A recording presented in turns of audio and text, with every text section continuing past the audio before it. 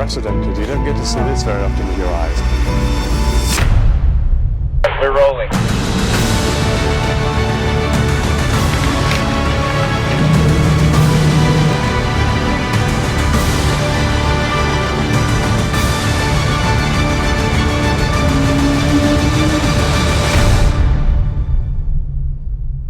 Hello everybody, welcome. We are here live from the Arctic Circle on the island of Svalbard. Around about 12,000 years ago, we were in something called an ice age. And the name of the ice age was the Pleistocene, when this whole area, 100% of the Arctic Circle, was filled to the top with ice. But things have changed since that time, and there's far less ice now, with many scientists predicting there'll be even less in the future. So what is ice, and why is it so important? And what happens if there's less ice in the world? We asked an ice scientist to explain. I'm joined by Uliana. Uliana is an ice scientist. Sounds very fancy. We've got these ice sheets here and some icebergs I see are coming up, and they're quite small, but there are some bigger ones. Can you tell us, how are icebergs formed? Yeah, so the birth of an iceberg starts actually as snow. So the cold places like here up in the Arctic, down in Antarctica, in the high peaks, snow falls and it sticks around. It doesn't melt. And as that kind of continues to accumulate and press down, it eventually forms into ice. And the ice gets really heavy and it starts to flow downhill until it terminates at the ocean. And then eventually it's like, the ice it's too much, it's too heavy, and it purges the ice. Wow. And it gives birth to these little bergs all around. It's like a glacier is giving birth to an iceberg. Exactly. And they float up, and that's what we see. So these ice sheets that we see floating here, I mean, how important are they in terms of life? It looks to me like there isn't much life around. Is there hidden life, or are there things happening that we can't see? Oh, absolutely. Yeah, so just like we only see the top part of the ice and there's all this ice below, that's what gathers a lot of this stuff called algae. Right? So I like to call it the rainforest of the ocean. So algae actually provides half of the oxygen for our planet. Unbelievable. We think that's the rainforest, and you know, the rainforest and the forests around the planet are super important, but the rainforest of the sea, half of our oxygen, which is why it's so important to life. And little shrimp, krill, will eat that algae. Wow. Seals will eat that, whales will eat that, and then polar bears eat. So there's this entire ecosystem, this chain.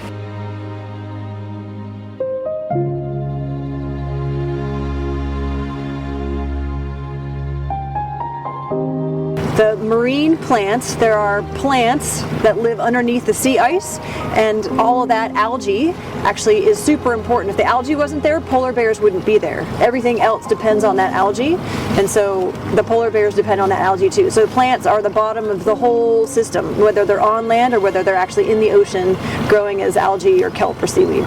This is a very cold part of the world. It can become minus 20 here at sometimes. So how do these plants survive in such cold conditions? Well, they do a lot of different things. It is difficult because of the cold and the wind and exposure. So a lot of things I do is just grow really close to the ground. But here in particular, it's a special condition. There's not a lot of nutrients in the soil. There's a lot of mineral, just basic bare rock, and not a lot of food really for the plants. But here, growing underneath the bird cliffs with all the bird poo, draining down into the vegetation, that's where these plants are getting their nutrition. As we heard from Jocelyn today, if these plants behind us were not here, and the plants under the ocean too, there would be no polar bears.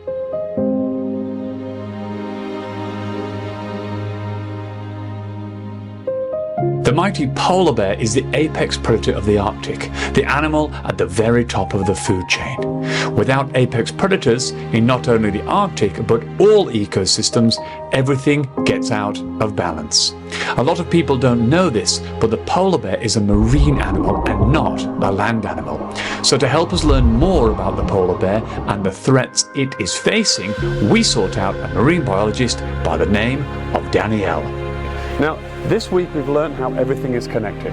From the birds who are obviously up here, they are fertilizing this landscape, and then this grass grows, reindeers come along, they eat the grass, polar bears eat the reindeers. It's all connected. Yes. But what we've learned this week, which is the most important lesson of all, is the big white stuff we have all around us seems to be the most important feature for everything, not only here in the Arctic, but the entire world relies upon it. Exactly. What dangers are they facing, and what are the risks if the ice melts? Well, of course, climate change and the ice melting and this, the change of this environment that we have here, it's the biggest threat to the polar bears. But we have others, don't get me wrong, that are, I would say, almost equal to the change on the environment. So yeah, if we have an increasing of temperature above the average or above what this environment can handle, and we started to lose a lot of ice, this can be a threat for polar bears because they need the ice for having the babies and for finding food. So the most important things of their life cycles are related to the ice. I see.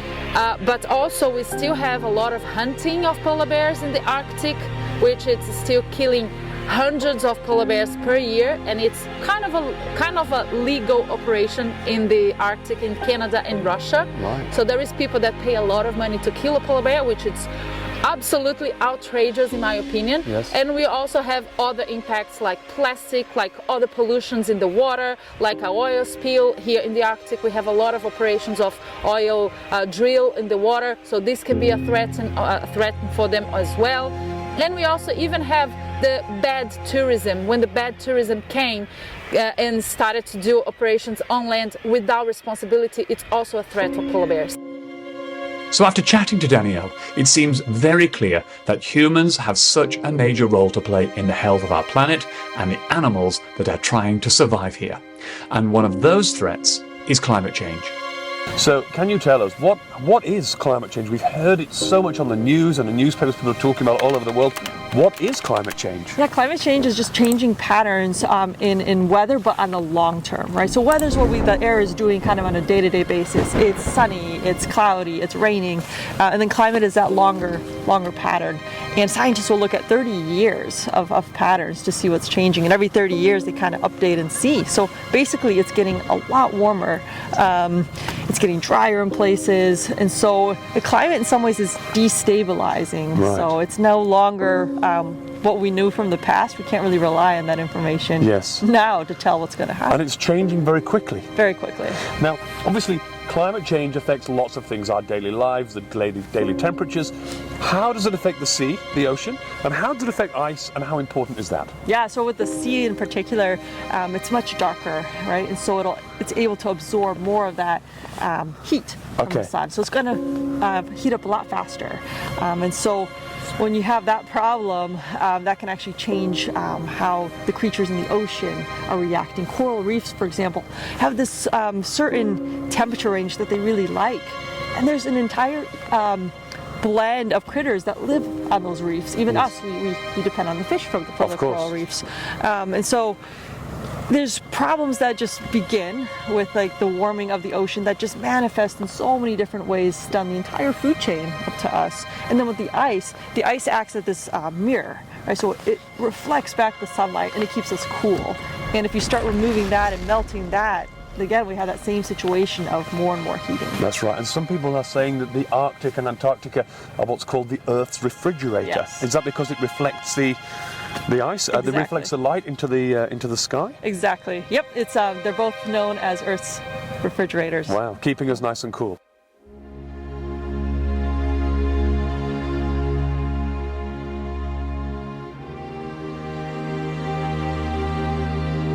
This area is cold, and is it important that it stays cold? What happens if this area becomes warmer? What happens if there is no ice? What happens if this area becomes, a warm desert rather than a polar desert? Yeah, so I guess there's two answers here. And the first is that what happens if this area loses ice? It gets warm enough to lose ice. So the sea ice is a really important part of our world ecosystem. What happens is that when sea ice forms, the ice freezes the surface of the ocean, and it's lovely salty water in the ocean. Yes. And when it freezes, it kicks the salt out Right. of the water. So all this frozen seawater is actually fresh ice. Right. You could melt it and make a cup of tea. Right. Amazing. Okay. The ice, but the salt had to go somewhere, and it fell into the water below. Okay. And every time that happens, that salt makes the water more dense. Oh, yes. Okay, more concentrated, heavier. Yes. And that water pushes down. Okay, and it's the pump that makes our ocean's currents move. Right. Okay. Okay, it presses our ocean's currents. So every ocean current in the world begins in the Arctic or the Antarctic. Okay, I see. Now, if we had a warmer ocean that wasn't freezing, Yes. the pump stops. Right. Okay. And it's I always say it's like two valves of your I heart. was just going to say that. You have there the Arctic and the Antarctic. Yes. And in our summer, the ice is slowly melting.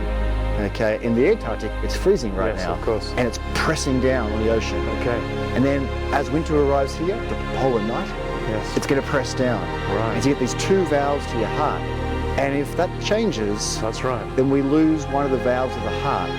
And the pump that pushes this water around the Earth and causes our climate and our weather and all of our wonderful biomes and ecosystems. And the rain that makes the plants grow in your backyard. That's right. Okay. It all changes. So not only the fact that the ice is important because it reflects heat, and if we lose the ice, we lose that reflectivity. The second part is, which I think is very hard to understand and rare knowledge, is that you have these two pumps, an Antarctic pump and That's an Arctic pump, and they pump the Earth's ocean currents That's around the right. planet. It's amazing. So warming oceans here in the Arctic affect what happens in your backyard. That's right. All around the globe.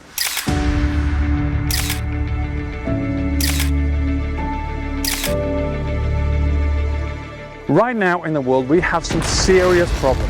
We're catching too many fish, we're cutting down too many trees, and the habitats in which the animals live that we love the most are being destroyed.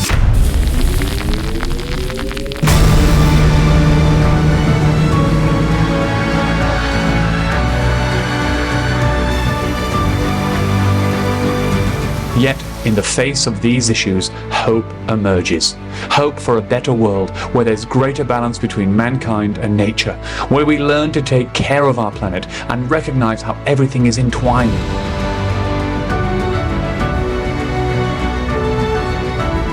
From the microscopic algae to the enormous polar bear to all of us. We can build a better, more sustainable future together where our planet thrives in harmony.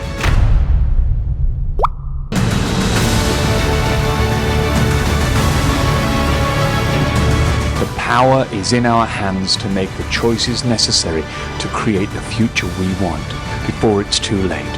And that time is now. It starts with you.